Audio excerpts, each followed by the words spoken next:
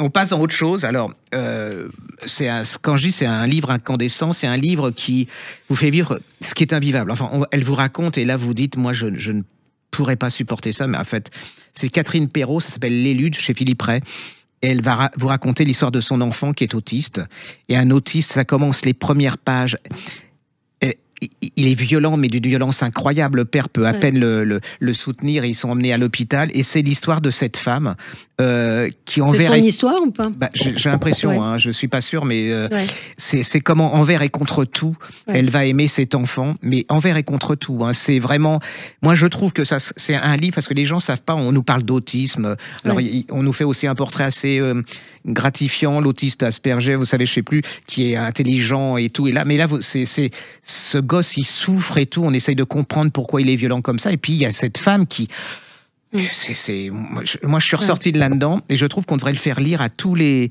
C'est une Canadienne, c'est une autrice canadienne, québécoise. Je trouve qu'on devrait faire lire ce livre à tout le monde, parce que...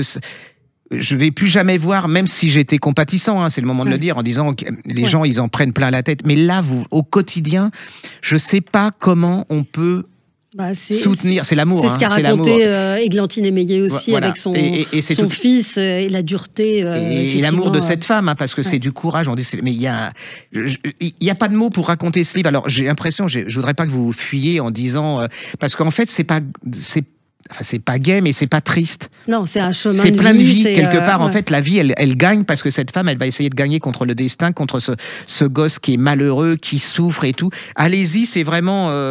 moi, ça m'a bousculé. Oui, ça m'a dérangé. Là, je lis ça au bord de la piscine, vous oubliez la piscine, le soleil et tout, et là, ça vous remet dans la vraie vie. Hein. Enfin, vous êtes plus dans le côté bling-bling et tout, et c'est ce que la littérature a de plus fort. Oui. Parce que... Mais c'est vrai qu'on a tendance, avec ce type de sujet, à le reposer, à se dire j'ai pas envie de lire ça. Moi j'ai été en fait vous êtes dedans parce que vous dites mais comment elle va tenir, comment ce gosse il va s'en sortir, il y a la mère, le grand-père, le père, c'est vraiment une histoire de famille et tout, allez-y, c'est vraiment, ça m'a bousculé ce bouquin, ça s'appelle L'élu chez Philippe Ray de Catherine Perrault, la couverture en plus je l'ai pas là mais elle est vous le voyez, voilà, regardez.